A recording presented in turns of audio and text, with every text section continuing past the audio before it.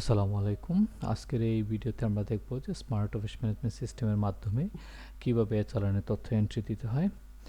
অর্থাৎ আইবাস থেকে আমাদের যে সরকারিভাবে যে মডিউলটি পাওয়ার কথা সেটি পাওয়ার আগ পর্যন্ত ডুপ্লিকেট চালান প্রতিরোধ এবং চালান তথ্য যাচাইয়ের জন্য সাময়িকভাবে এই সিস্টেমটি ব্যবহার করা যেতে পারে। এটি ডাউনলোড করার জন্য আমাদের যে নির্ধারিত লিঙ্ক আছে সেখান থেকে ডাউনলোড করে আপনার ডেস্কটপ বা ল্যাপটপে ইনস্টল করে নিতে হবে। ইনস্টল করার পরে যে এসএমএস আইকন চলে আসবে, এখানে ক্লিক করলে এটি ওপেন হবে। তারপর ব্যবহারকারীর নাম এবং পাসওয়ার্ড দিয়ে লগ ইন করে নিতে হবে।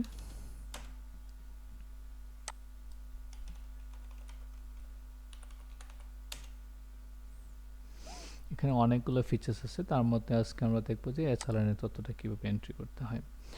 চালানের তথ্য এন্ট্রি করার জন্য বারকোড রিডার লাগবে। একটা বারকোড রিডার থেকে দ্রুত এন্ট্রি করার জন্য একটা বারকোড রিডার লাগবে। আপনারা এই বারকোড রিডারটি নিতে পারেন। এটার মধ্যে যে PDF 417 সাপোর্টেড লেখা আছে, এটি হচ্ছে বর্তমানে চালান অথবা যে এনআইডি কার্ডের পেছনে থাকে, বেশিরভাগ এটি থাকে। চালানের তথ্য এন্ট্রি করার জন্য খুবই সিম্পল। এখানে চালান স্ক্যানে ক্লিক করতে হবে। এটা স্ক্যানে ক্লিক করলে টু হয়ে যাবে। তারপর আপনার হাতে থাকা যে চালানগুলো আছে সেই চালানের যে চালানের এই কোডটি, অর্থাৎ এই PDF 417 কোডটি স্ক্যান করে নিলে এটি স্বয়ংক্রিয়ভাবে সেভ হয়ে যাবে। এই যে এই চালানটি এখানে চলে আসছে। এখানে বেশ কিছু ফিচার্স আছে, যেমন চালানের এটা আপনার সেভ হওয়ার পরে, এই নাম্বারটি সেভ হয়ে যাওয়ার পরে এটা যদি আপনি আবার যদি একই চালান স্ক্যান করেন, এটি কিন্তু দেখাবে যে এটা ইতিমধ্যে আছে ডুপ্লিকেট চালান, এটা আর সেভ হবে না। এছাড়াও এখানে আরেকটি ফিচার সেট করা আছে যে এই চালানটা স্বয়ংক্রিয়ভাবে বাংলাদেশ চালান ভেরিফিকেশন finance.gov.bd ওয়েবসাইট থেকে এটা অলরেডি ভেরিফাইড করে নিয়েছে আমাদের সফটওয়্যার। অর্থাৎ এই চালানটা আসলেই যে চালান নাম্বারটা দিল, চালানের অ্যামাউন্ট, টাকার পরিমাণ যেটা কিউআর কোডের মধ্যে আছে, অর্থাৎ কিউআর কোডটা কেউ জাল করে নিয়ে আসছে কিনা, কোনো চালান বানায় নিয়ে আসছে কিনা। দেখা গেছে কিউআর কোডটা জাল করে একটা চালান তৈরি করে নিয়ে আসলো, কিন্তু সেটা কিন্তু সাধারণভাবে ধরা যাবে না। কিন্তু আমাদের এই সফটওয়্যারে হচ্ছে কি, এই জিনিসটা সে যে সার্ভার আছে, অর্থাৎ সার্ভারের যে ডাটা, প্রকৃত ডাটা আছে সেইটার সাথে সে কম্পেয়ার করে নিবে যে এটা সঠিক আছে কিনা এই ডাটাগুলো।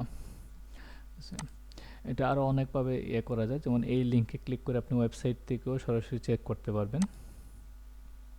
এই লিঙ্কে ক্লিক করলে আপনার একদম সরকারি যে ওয়েবসাইট সেটা হচ্ছে ওপেন হয়ে চলে আসবে। এখানে ভেরিফাই ক্লিক করলেই আপনার চালানটা চলে আসবে।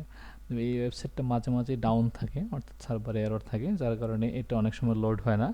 তখন 2 থেকে 3 বার কিবোর্ডের Ctrl+R,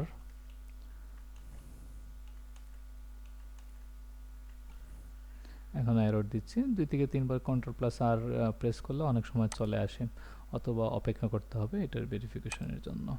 তো এইভাবে আপনি সারাদিনে যতগুলো চালান আছে দলিল করার সাথে সাথে অথবা দলিল করার পরে আপনি স্ক্যান করে নিতে পারেন। স্ক্যান করে নিলেই আপনার সবগুলো একদম ভেরিফিকেশন সহ সবগুলো চালানের তথ্য এন্ট্রি হয়ে যাবে। তারপর আপনি চাইলে হচ্ছে দিন শেষে প্রত্যেকটা চালানে আপনার কত টাকার আসলো টোটাল রিপোর্টটা আপনি দেখে নিতে পারেন। যেমন এখানে যদি আমি 7 তারিখ থেকে রিপোর্টগুলো দেখতে চাই সব ধরনের, অর্থাৎ এখানে খাতওয়ারিও দেখা যাবে, আবার সব ধরনের দেখা যাবে। এখানে আপনার চালানের মোট 22টা চালান, এত টাকা, অর্থাৎ চালানের একটা রিপোর্টও আপনি প্রিন্ট করে নিতে পারবেন। চালান মডিউলটা খুবই ছোট্ট মডিউল, এটার জন্য মানে খুব বেশি কাজ নেই, শুধু এই যে চালান স্ক্যানে ক্লিক করে আপনি চালান করতে পারবেন।